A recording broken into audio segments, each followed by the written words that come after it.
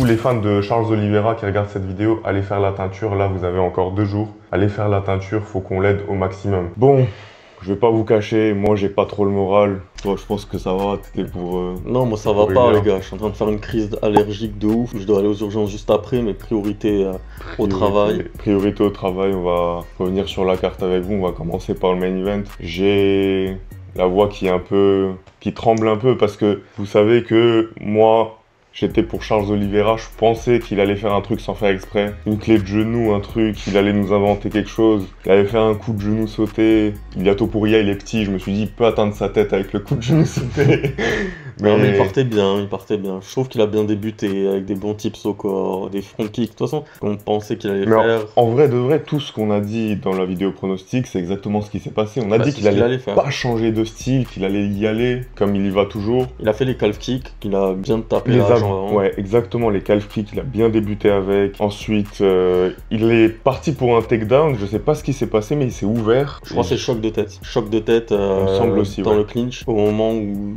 Non, c'est pas dans le clinch, c'est au moment où il tombe et que Topuria arrive au-dessus de lui. Je crois qu'il y a un choc de tête qui lui ouvre. Bon, de toute façon, il a la peau très fine, à force, c'est tellement fait ouvrir le mec. Et même, il s'ouvre à chaque fois pendant ses sparring avant les... Ouais, c'est vrai, il avait dû... Ouais, contre Islam Makhachev, il avait dû annuler à cause de ça. Il avait dû annuler. En tout cas, gros combat, bah, on a senti quand même un Topuria très à l'aise, souriant, confiant. Non mais c'est quand même dingue, c'est comme John Jones à l'époque, quand il disait un truc, il disait je vais te faire ci, je vais te faire ça dans la cage. Il le faisait. Parce qu'il a, c'est qu'il est très jeune, que pour l'instant, il a pas fait de guerre. 28 ans, ouais. La santé est là. Il prend pas de dégâts. Il monte de KT, il est encore plus fort, plus d'énergie. Là, on l'a senti encore...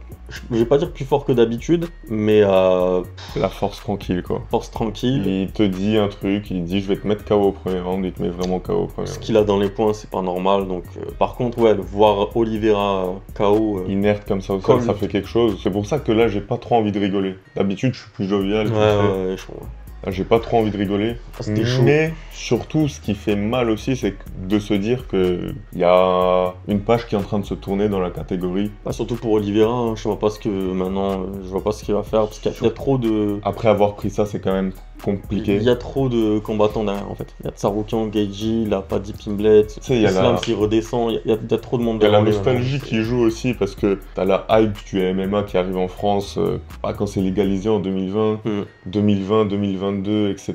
C'est là où il fait le run, Chandler, Poirier, Justin Gaethje. Il se crée beaucoup de fans en France. Il a une grosse fanbase, même partout, hein, même aux États-Unis. Là, t'as vu, tout le monde était pour lui. Le fait que cette page va se tourner, en fait, ça fait quand même mal au cœur. Après, une page se tourne, bah, y a une autre qui s'écrit. Hein. Là, on va avoir Paddy Pimblett vraisemblablement contre Ilia Topuria. Bon, je pense pas. Bon, il va. Bah oui, si l'UFC n'aime pas faire des face-off comme ça dans la cage, ce soir ils Attends, je te dis, je te coupe. Là, je viens de voir Dana White, il a dit je sais pas qui a autorisé Paddy Pimblett à entrer dans la cage. Il a dit je sais pas pourquoi il est entré. Mais il a dit en tout cas, c'est n'importe quoi. Il a dit c'est n'importe quoi. Alors partir du principe que ça sera l'américain. D'un point de vue du marché, ça sera l'américain. Ouais, je sais pas. Pas deux Européens. Ce qu'ils voudront faire. Ouais, 2 Européens pour conquérir un peu le marché européen ou est-ce que. En vrai de vrai, celui qui mérite, c'est Justin Gaethje. En vrai de vrai. En vrai de vrai, ce serait peut-être Tsarukyan. Non, vas-y, lui. Après, vu ce qu'il a fait, bon, voilà, tu vois, enfin, c'est pas sa faute après. Tu plantes l'UFC comme ça, ils vont pas te faire cadeau de toute manière. Si on prend vraiment d'un point de vue de l'UFC, je pense que ce sera Gaethje. Après, t'as Tsarukyan, t'as Paddy Pimblett. Paddy Pimblett, après, il est 8ème, hein, donc... Et il a tapé un Chandler vieillissant. Non, mais bon. Ouais, mais t'as ce casque que t'as trop de gens devant lui, quoi. Il est 8ème, mais c'est pas comme c'était, tu vois, la catégorie flyweight, où Erceg, il avait affronté Pantoja, ou tu vois... Et comme dit, ouais, l'UFC font un peu ce qu'ils veulent, hein, Et il y a une histoire entre Paddy et Ilia. Ouais. Et Paddy lui avait... Je pense qu'il lui manque encore un combat, Paddy.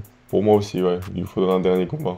Ils ont qu'à faire Gaethje Paddy ou Tsarukyan Paddy. Hein. Paddy Tsarukyan, ouais. Ah voilà, ils ont qu'à... Oui, mais c'est Bourbier pour Paddy. Je pense que c'est pour ça que l'UFC veut lui créer le chemin le plus facile possible. Même s'il y a une belle progression, je trouve, sur ces derniers combats et qu'il montre de très belles choses, combattants très dangereux. Et je pense que pour les combattants comme ça, ouais, l'UFC veut faire des... Et de toute façon, là, Topuria serait un problème pour tout le monde. Il est au-dessus. Je vois pas vraiment qui peut lui poser de soucis dans la catégorie. Après, sur l'aspect technique, on voit voit que Topuria, il a fait des jabs, il a avancé, jab, échange. Premier Par contre, le crochet. premier échange, il était ouf. Le premier échange, tout début du combat entre Oliveira et Topuria, c'était n'importe quoi. Ils se sont échangés, je crois, deux combinaisons. Je me suis dit, ah ouais, Oliveira, en fait, il reculera jamais ce mec. Et Ça m'a étonné parce que malgré le fait que je me disais qu'Oliveira n'allait pas changer de game plan, vraiment y aller, etc. Je pensais que au début du combat, au moins, ça allait être un peu plus calme, que ça allait prendre la distance. Et il a quand même quelques alertes, il a Topuria avec le front kick de Oliveira parce que il remontait à la tête quoi. Tellement il est petit, Ouais. il remontait vite à la tête, mais Topuria panique jamais pour recevoir des frappes ou quoi, il panique pas. Ouais, malgré qu'il est acculé, parfois qu'il recule, etc. Il essaye toujours quand même de remettre lui la pression. Il y a eu cette petite alerte sur la clé de genou, donc. J'y ai cru pendant 5 secondes. Ouais, après le genou est sorti, donc il avait plus rien, hein, c'est juste quelques secondes. On a senti quand même sur des phases de grappling que Topuria était là aussi. Donc il a réussi à passer la garde. Franchement propre, hein. Là je pense qu'il est sur son nuage, il est sur sa planète. Il faut que Makhachev prenne la deuxième ceinture et qu'on fasse un double champ contre double champ. Pour Topuria, pour Oliveira, pardon, pour Oliveira, tu penses que c'est quoi la suite maintenant? Parce qu'on se disait, en vrai de vrai, que c'était pas fini pour lui. Il fait une très belle perf contre Chandler. Saroukian, bon, il y a le short qui glisse de Saroukian, ça le sauve de la soumission. T'aurais dit déposer les gants. Ah non, déjà, il nous faut pour moi, encore un peu déposer de les réponse. gants. Il nous faut encore Il prend trop de dégâts. Il prend trop de dégâts. La catégorie elle est bouchée. Il aura pas de chance au titre avant longtemps. En tout cas, il faut du 109 dans la catégorie. On a parlé de Paddy Pimblett avant. Il y a Arman Saroukian aussi. Malgré qu'il est merdé, mais bon, il va se rattraper. Là, il a été backup fighter. Il le sera aussi quand il y aura Poirier-Holloway. Fiziev qui a gagné. Fiziev, un nouveau champion, il y a Topuria. C'était super, les Justin Gaethje, Poirier, etc. Mais on veut les voir un peu pas s'en aller. Si. Pas s'en aller, mais Si. ne plus jouer les premiers rôles de la catégorie en tout cas. Enfin, ça y est, on fait le tour. La chaise musicale à chaque fois, etc. Ouais, c'est vrai que Donc, c'est assez rébarbatif dans la caté. Ouais, donc voilà, ça c'était pour le main event. Après, on a eu quand même une très belle carte. Ouais, on va parler du co-main maintenant. Pantoja contre. Domination totale. Incroyable, incroyable ce combattant. Franchement, il cesse de me surprendre de combat en combat. À chaque fois, ce qu'il propose, c'est incroyable. Il commence direct, il envoie un gros middle, il envoie au sol, prend le body lock direct. Et dangereux tout le temps. Pendant 4 minutes, il le maintient, il lui fait la vie. Debout, toujours dangereux. Non, franchement, c'est intouchable à l'image. Je suis super content en plus. Kai Kara France, là, les trucs de face-off, quand il tire la langue, là, il fait le truc des Néo-Zélandais. Frérot, t'es pas un rugbyman, t'es pas un mec de là. C'est comment ils s'appellent les mecs là de leur tribu. Bref, laisse tomber, il est dans son monde ce mec. C'est des trucs insupportables. Personne n'y croyait que son regard et tout. Enfin, moi je savais que ça allait pas là. Après c'est bien pour se motiver, c'est cool pour lui s'il y croit. Mais bon, ce qu'il lui a fait Pantoja, c'est du... Il était soumis, mais oui. Il a été soumis, mais ouais. Il prenait tous les rounds. Prenait tous les rounds. Domination. Pantoja. Premier round, c'est une domination sans égal. Il n'y a rien, même pas match. Après, alors que, en fait, il fait passer Kai Kara en France pour un petit, mais en vrai de vrai, il est trop fort ce mec. Ouais, c'est ça, c'est juste qu'il est trop fort. C'est juste que Pantoja, c'est encore un niveau au-dessus. C'est un sport où il y a des niveaux, et même dans les hauts niveaux, il y a des niveaux. L'image de Topuria, c'était les deux étaient intouchables ce soir. Et à voir en fait la suite de la catégorie, parce que bon, du coup, on peut rebondir sur Royval contre Joshua Van. Incroyable, le combat de la soirée, peut-être de l'année. Oui. C'était un truc de ouf. Les deux l'un des combats de l'année. Allumés. C'est ce que nous on avait prévu aussi sur Joshua Van. On pensait que c'est ce qu'il allait faire. Maintenant, Royval m'a beaucoup surpris, surtout sur son jab. Une fois qu'il avait compris qu'il fallait qu'il reste en ligne. Deuxième round, incroyable. Ouais. Franchement, d'ailleurs, c'est étonnant. Le juge qu'il a donné à Joshua Van, qui a donné 30-26, j'étais très surpris. Il était bourré complet. Oui, il avait parié sur Joshua Van. Il a parié sur Joshua Van. Il avait mis le code MA10 sur Winamax. Il a mis notre code, ouais, je pense. Et je pense qu'il s'est dit, bon, je vais le donner à Joshua Van aussi. Mais en tout cas, ouais, incroyable. À chaque fois, même les frappes au corps, Joshua Van, tout le temps, la pression. Gros volume, comme toujours. Donc c'est ce qui sera, du coup, certainement le prochain... 8-1 à l'UFC, ouais. Joshua Van. Et il a 23 ans. Ouais. Le prochain prétendant, je pense, à... Non, c'est pas, je pense, il avait dit... du coup, on se retrouvera avec Moreno, Manel Capé, à mon avis. Et donc Joshua Van contre Pantoja, mais je pense que, bien qu'on apprécie beaucoup Joshua Van, je pense que la marche est beaucoup trop haute. On verra. En tout cas, ça fait du bien. Il a 23 ans. Renouveau, ouais, c'est bien. Encore Voilà. du 109. On parlait de 109 avant en lightweight. Là, voilà, chez flyweight aussi. Parce qu'avant, Ouais. il y a un combat qui s'est fait quand même 4 ou 5 fois dans cette catégorie. Faut le rappeler, c'était horrible. Du coup, le fait que... Même si Figueiredo redescend, c'est un combat qu'on a déjà vu contre Pantoja. Oui, et là, que le des fait combats, en que... fait. Le fait qu'il y ait de nouvelles têtes, que... Ça fait du bien, ouais. Ces mecs-là soient jeunes, etc.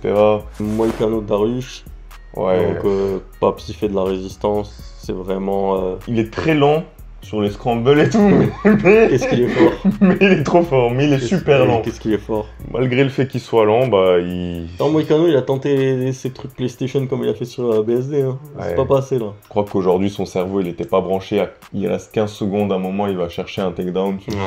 Tu comprends pas trop pourquoi. Déjà, Ouais. quand tu vois Dariush contre Gamrot, les scrambles qu'il a sortis, tu te dis, vas-y, Moïcano. De toute façon, moi j'avais dit, hein, si Dariush, c'est Dariush pas trop détruit niveau santé, c'est au niveau au-dessus. Il y a des choses qu'on On a la avait... dynamique, etc. de Moïcano. Et moi, la seule interrogation que j'avais, c'était comment. D'ailleurs, on a eu une alerte au premier round où il se prend un Ouais, knockdown. un gros knockdown. Ouais, mais on a vu quand même c'était un Dariush qui savait réagir, qui avait chaque fois une réponse à tout ce que proposait Moïcano. Donc gros Dariush, maintenant pareil, lui l'avenir, je sais pas. Mais très beau combat en tout cas, de sa part. Ouais, Convaincant. concernant l'avenir, ces deux-là, j'ai même pas envie d'en parler à vrai te dire, même Ouais. si je les Y a respecte pas de- beaucoup. Ouais. Merci pour tout. Et Moïcano, ce qui m'a surpris, un truc que j'avais plutôt bien lu quand on avait fait les pronostics, c'est que niveau cardio, je l'ai senti mieux que Dariush dans le 3e round. Je sais pas si c'est le cas pour toi aussi. Ouais, mais c'est parce que Dariush a toujours ce. C'est pas qu'il a des problèmes de cardio, mais ce qui fait énormément de gestion de base. C'est quelqu'un, même debout, qui est très attentiste et qui va essayer de placer son bras arrière, donc qui est énormément dans la gestion de Je sais base. pas, mais en tout cas sur le 3e, Moïcano m'a déçu. Pour moi, il n'y est pas allé comme il devait y aller. Ouais, dans la cage, il y a des choses que enfin, nous, on peut pas ressentir comme ça, mais je pense que le niveau de force, etc., Dariush, ça doit être quelque chose d'assez unique. Parce que tu le vois, sa façon de défendre, même quand Moïcano, il passe dans l'eau, en fait, il a fait exactement pareil ce qu'il a fait à BSD, sauf que Dariush avait En tout cas, ça fait la réponse. quand même plaisir pour lui parce que ça fait 2 ou 3 ans qu'il n'avait pas gagné. C'est un gros combattant. Et puis c'est un combattant. C'est Si on doit dommage. comparer entre Moïcano et lui, c'est quand même... voilà. C'est dommage qu'il n'ait pas eu sa chance pour le titre. Bon, c'est Charles Oliveira d'ailleurs qui lui Il l'avait empêché, ouais. qui lui avait empêché avec le high kick là, qu'il avait bien Ouais, il sonné. était KO. Ouais, et après, c'était parti en dirty boxing, enfin, c'est même plus clinch. Et ensuite C'était c'est KO. Arman Saroukian qui l'avait détruit C'est ça, au et premier depuis, round bah, aussi. Et depuis c'était compliqué. Bon, ça fait plaisir pour lui, même si je pense pas qu'il va refaire un énorme run vers le titre. Mais voilà, ça fait plaisir pour Papi Dariush. Talbot, j'ai été agréablement surpris. D'ailleurs, j'ai fait le live tweet sur Twitter et j'ai mis énorme performance. Mm. Il y a certains qui n'ont pas apprécié, Ah ouais mais en fait, il perd le premier round, il fait les bons ajustements et les progrès qu'il a fait au niveau de la lutte, de sa défense de lutte, les transitions. C'était impressionnant. Moi, Le 2e round et le 3e round, il ne laisse aucune miette à Felipe Lima. Il ne laisse pas imposer son jeu. Et il impose le sien. Après, moi, dans la preview, dans la vidéo qu'on avait fait de prono, moi déjà j'avais mis Talbot vainqueur et j'avais bien dit comme quoi l'adversaire en fait de Talbot c'est un ovni, enfin, c'est pas, c'est limite pas humain. Stylistiquement, je pensais qu'il allait lui poser beaucoup de problèmes, Felipe Lima, et Ouais. quand je l'ai vu défendre comme ça, et même quand il se faisait emmener au sol, retourner le truc, lui mettre des gros coups de coude au sol, etc., je me suis dit, ah ouais, mais il va passer un mauvais quart d'heure, le Felipe Lima. Ouais. Et c'est super aussi parce que il y a eu ces combattants-là où la hype était là et qui est redescendu super vite. Là, s'il enchaînait une 2e défaite, c'était catastrophique. Et c'est super que la hype se relance sur Peyton Talbot aussi. Parce que voilà, c'est un personnage assez atypique. Ouais, on va revenir sur le truc, ouais. J'allais dire un truc qu'on va éviter. Ouais. Ah non, mais c'était la Gay Pride hier, donc peut-être Voilà. que ça l'a On en a reboosté. parlé, on en a parlé. Ouais, peut-être qu'il a été boosté par des. par la par des Gay éléments. Pride, les gars, c'était la Gay Pride hier, du coup, Par bah, des éléments Talbot, il a extérieurs. voulu rendre Mais honneur super, à c'est tous ces- c'est super en tout cas pour lui, c'est super pour Mm. l'UFC. On a besoin de nouvelles têtes montantes, nouvelles stars, on en a besoin, on en a besoin. J'ai pas vu non plus Cortez contre Ici Araujo. Cortez, ouais, ça. Araujo, d'ailleurs, j'espère que la Juve va revenir pour péter sa clause libératoire parce qu'au Barça, c'est plus du tout possible. Je pense qu'on va arrêter la vidéo. En tout cas, c'était une très belle soirée. Merci à tous. N'hésitez pas à vous abonner, commenter. Merci pour la force. On sera là régulièrement. On va être en mode léger, analyser mais léger. Il y aura quand même du divertissement. Et on va essayer de mettre en tous, place des vlogs et puis peut-être des directs. Plus vous serez nombreux, plus on fera des directs et on interagit. Ouais, on verra ce qu'on fait. En tout cas, merci beaucoup la famille. Portez-vous bien. À bientôt.